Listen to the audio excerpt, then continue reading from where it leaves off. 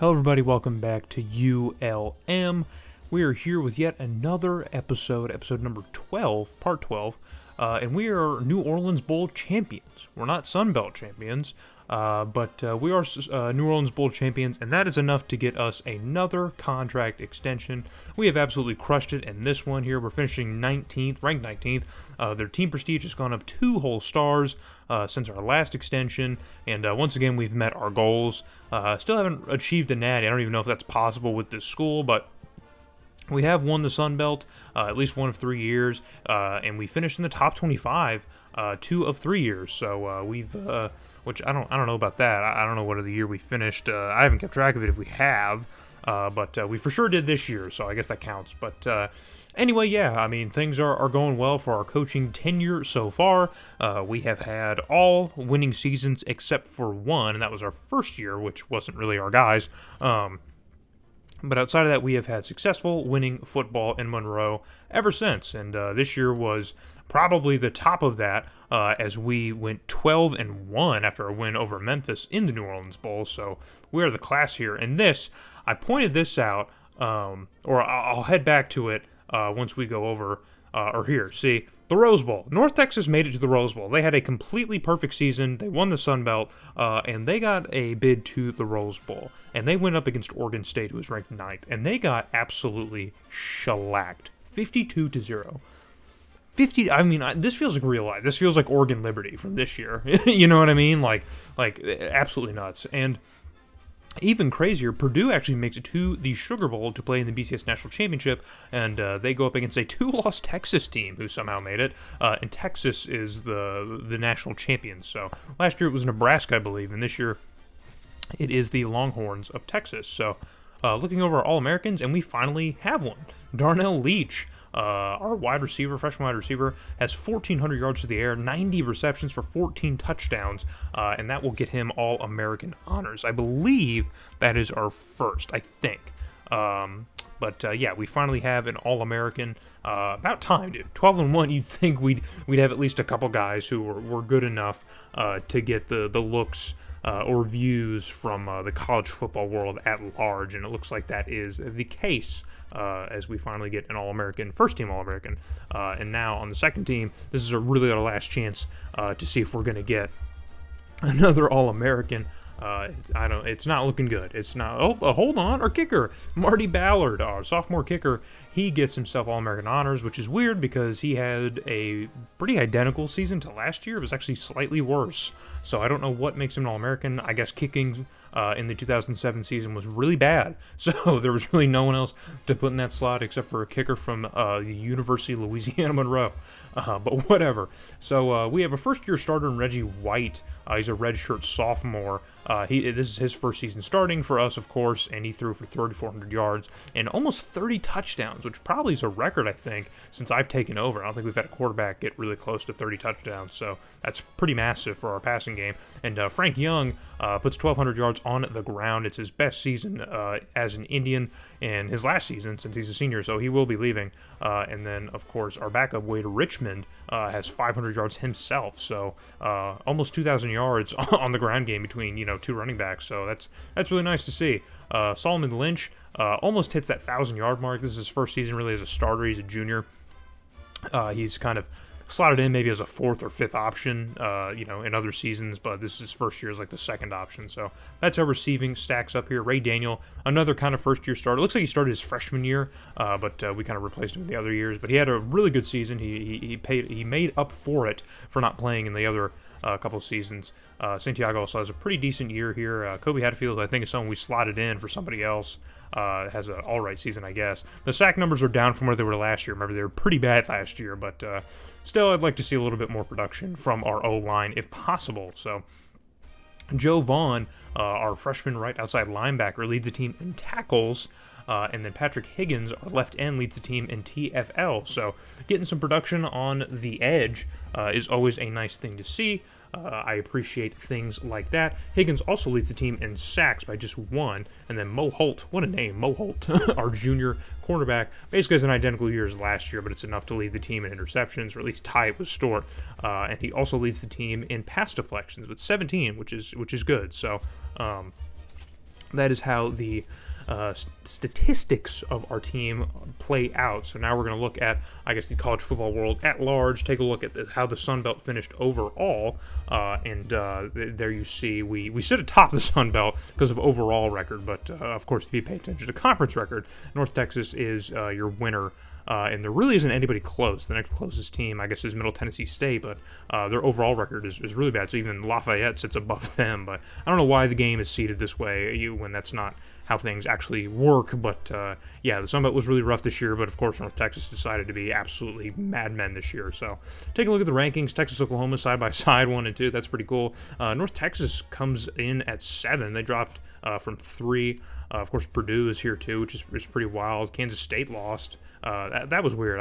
Did you guys see that? That was weird how that played out. I don't know what the hell that was. That was weird. We come in at 19, which is kind of the big thing. So, put a pin in that. And then Nebraska comes in at 21. They weren't even ranked, man. They had a down year after winning the Natty. And then Notre Dame slots in at 25. They're the last ones in, I guess, if you will. A lot of similar teams from last year, nothing too big or different. Of course, Purdue had a crazy year. But yeah, I need to see that Kansas State thing. I don't know what happened. If they lost, or I'm confused. I'm very, very confused.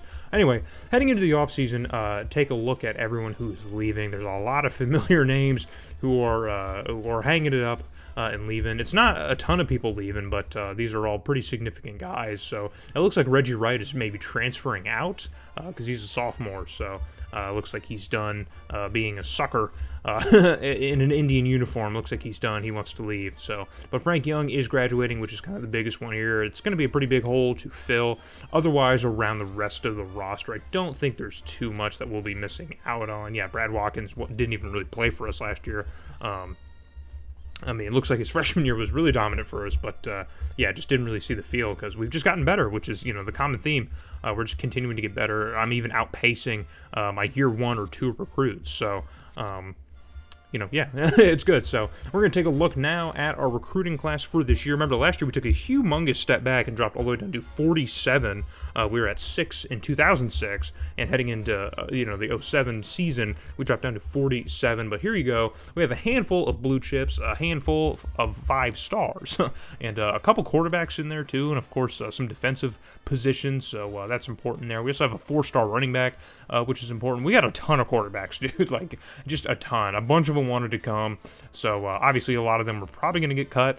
We're probably not going to keep all of them, but if I can load the class, I will. But yeah, we probably have a little over 10 recruits, and maybe half of them are quarterbacks. So as much as I say not to recruit, but, it is what it is. Purdue tops the recruiting classes after losing the Natty, so they're not doing that again. They're reloading, and Tennessee's up here too. Oklahoma, who finished second, is also at 4, and then we come in at 5th, so from 6 to 47th down to 5, so we're kind of back and forth. But North Texas here is at 10, which is a thing to keep your eyes on. So I don't think we've had another Sun Belt team even get close, but it looks like North Texas is building a dynasty right alongside ours, so we're going to have to worry about them for the foreseeable future. So Nebraska here at 19, Miami at 20, along with Ohio State, just some big teams here. Clemson coming in at 21, Toledo at 22, and then Maryland and Louisville are going to round things out in the top 25 for recruiting. So that's how that goes. There was a little bit more parity, I guess, in the recruiting this year. Remember last year, it was a lot of just the same teams that were in the top 25 from the 2006 season. But this year it looks like we have a little bit of a shakeup here. Like Rice was in there, Kansas State had dropped and stuff. So, but yeah, we have some changes. So looking over our training results here, we still have a pretty bad receiving core. We didn't really do a good job of increasing that. I always find it hard to recruit good receivers. It's difficult to get them. There's always so many. They always come from Texas, and it's hard to get them. Thankfully, we're close to Texas, so we don't have to spend a ton of recruiting points to get them. I know I cut out recruiting, and I never really talk about it just because it's kind of boring, it's kind of monotonous. It would really lengthen out the length of these videos, and just there's not a whole lot to add that I don't already add in these sections right here in the rest of the off season. But the big thing is recruiting points in these games, like where you are, your team prestige, how good you are, all that stuff matters. So if you get up to 5 or 6 prestige, you can get like 600, 700 recruiting points, and that basically allows you to really just get any 5 stars you want. But that's, that's kind of that. So here is the result of recruiting. We have like 8 quarterbacks. Look at this. Oh my God. Yeah, I'm going to have to cut like all these guys, man. I never thought about it, but if you guys, watch Miles Dawkins, who does similar stuff, I think I remember watching a video where he talked about, like, kind of hating, like, cutting new recruits, just because they're not going to play, like, it sucks to waste that, even though it's an in-game resource, it means absolutely nothing. It's literally just, pixels on the screen, but it sucks to just waste all that time recruiting all these guys just to cut half of them, you know what I mean? But we're going to keep all 4 of these guys, just keep the room loaded. They're all about the same overall, so maybe one will emerge through training next year or the year after. And so we'll probably have a different starting quarterback every year going forward. The receiving class got a little bit better. Our 1 and 2 options are a little bit better, but we still have 0 depth at that position. Same with tight end. It got a little bit better, but our tackle position is really nice. Just solid, almost 80s across the board. But this Moon guy at the bottom, we probably won't ever use. So we are fine in that regard. Our guard situation is also pretty good. We have 90 overall guards at both sides, so that's pretty dope. Center is still an area of concern. He's gotten a little better, Jarvis has, but I don't know if he's still starter material for this team. We might need to slot him in and out again. The defensive tackle position is also getting a little bit better. We're starting to see more 90s here. We're starting to creep into that. Remember, I talked about in the last video, at least averaging out in like like the low to like mid 80s, and that's where I feel like really confident about our opportunities or our chances of actually doing something. But actually managed to accomplish that last year with the roster still as really thin as ours is. But I guess taking off injuries really helps with that. I bet if I had injuries on, we probably would have lost like 4 or 5 games. But for that reason, that's why I turned them off. We eventually got to get somewhere with this series, and I'm doing everything I can. And if the game just wants to injure my quarterback for 6 weeks out of the year, that annoys me. But it would be realistic. I get it. I get it.